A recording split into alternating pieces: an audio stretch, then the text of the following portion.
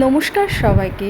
আশা করি যে যেখানে আছেন সবাই খুব ভালো আছেন, সুস্থ আছেন, পরিবারের সাথে নিরাপদে আছেন। নতুন একটা ব্লগের দেখার আমন্ত্রণ জানিয়ে আজকে শুক্লা আমি শুরু করছি আমার এই ব্লগটি।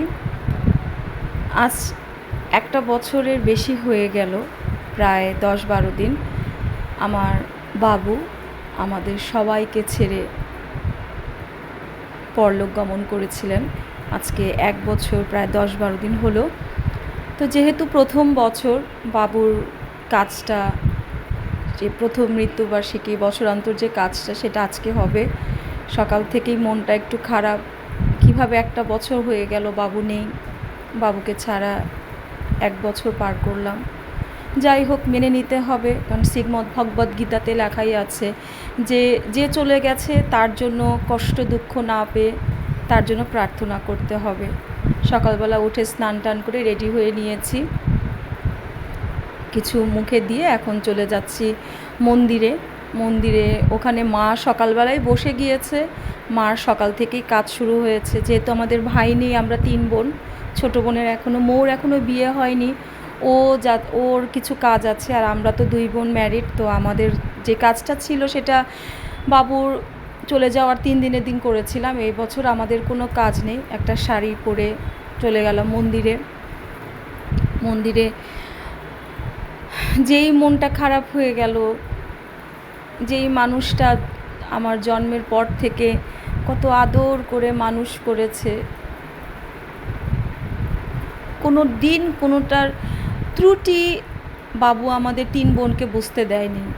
আমাদের জন্য যে কি করতো, পরীক্ষায় যতই খারাপ করি না কেন, যতই দুষ্টামি করি না কেন, কোনো দিন একটা জোরে বকা বাবুর কাছ থেকে পাইনি। আমি সত্যি কথা কখনোই পাইনি।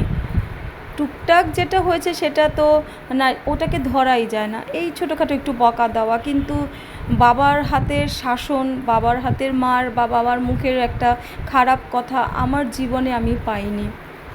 সেই বাবু আজকে নেই, 1 বছর হয়ে গেল। ভগবানের কাছে প্রার্থনা করি বাবু যেখানেই আছেন ভগবান যেন তাকে সুস্থ রাখে, ভালো রাখে। মন্দিরে একটু প্রণাম করলাম, তারপর বাবুর কাজগুলো চলছে, সেখানে মার পাশে বসলাম।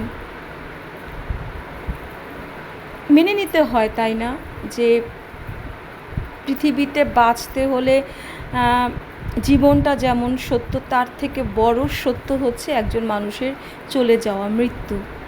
এই জিনিসটা এখন আস্তে আস্তে ধারণ করতে পেরেছি। আগে ছোট ছিলাম, বুঝতাম না, এত ভেঙে পড়েছিলাম যখন বাবু চলে গেল, অনেক ভেঙে পড়েছিলাম, যে আমার মনে হলো আমার পুরো পৃথিবীটাই ফাঁকা। কিন্তু আস্তে আস্তে যখন 1 বছর হয়ে গেল, নিজেকে একটু আত্মস্থ করলাম, যে আত্মস্থ করতে আমার কষ্টই হয়েছে, যে বাবু চলে গিয়েছে, সে আর কখনো আসবে না। আমার সংসারে যারা আছে, আমার পরিবারে যারা আছে, তাদেরকে নিয়ে আমাকে ভালো থাকতে হবে। ভালো থাকা কি সত্যি যায়? আমি পারি না। আমাকে পৃথিবীতে যে মানুষ দুটো বেশি ভালোবাসতো, সেই মানুষ দুটোই নেই। এক হচ্ছে আমার দিদা, আর হচ্ছে আমার বাবু। এখন জানি না কে আমাকে ভালোবাসে, আসলে জানতেও চাই না, বুঝতেও চাই না, কারণ একা এসেছি, একা যাব, এই নিয়ে থাকতে হবে। বাবুর কাজটা যখন মা করছিল একটা পর্যায়ে, যে তোমার ছোটো বোনের এখনও বিয়ে হয়নি, তো ছোটো বোনেরও কিছু কাজ ছিল যেটা মার পরে করতে হবে। তো সেই ফাঁকে একটু ঠাকুরমশাই আমাকে বললো একটু গীতা পড়ার জন্য। আত্মীয় স্বজন যারা এসেছিলো সবাই আস্তে আস্তে আসছিল, কারণ বাসাতে প্রসাদের ব্যবস্থা ছিল, আর এখানে এই মন্দিরে শুধু বাবুর যে কাজটা হচ্ছে বাৎসরিক, সেটার জন্য সবাই উপস্থিত ছিল, আসছিল। আমি একটু গীতা পাঠ করলাম, কারণ গীতার মাহাত্ম্যতে দেওয়া আছে পিতৃদেবের শ্রাদ্ধ বাসরে যদি গীতা পাঠ করা হয়, তাহলে নরকলোক থেকে সে উদ্ধার পেয়ে স্বর্গলোক প্রাপ্ত হয়।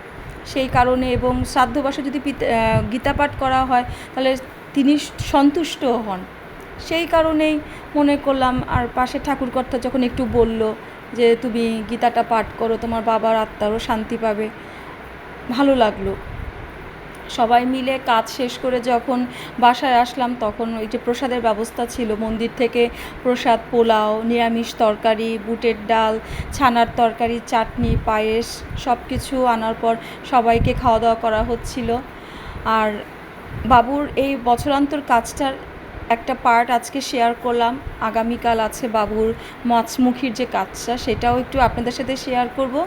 আর আগামী ব্লগটার আমন্ত্রণ জানিয়ে আমি শুক্লা আপনাদের সবাই কাছ থেকে আজকের মতো বিদায় নিচ্ছি। সবাই আপনারা আমার বাবুর জন্য আশীর্বাদ করবেন। একটা ভালো মানুষ ছিল, এত নরম মনের মানুষ ছিল, সে যেন স্বর্গলোক প্রাপ্ত হয় এবং সুখে থাকে, শান্তিতে থাকে, তার বাবা মার কাছে যেন থাকে।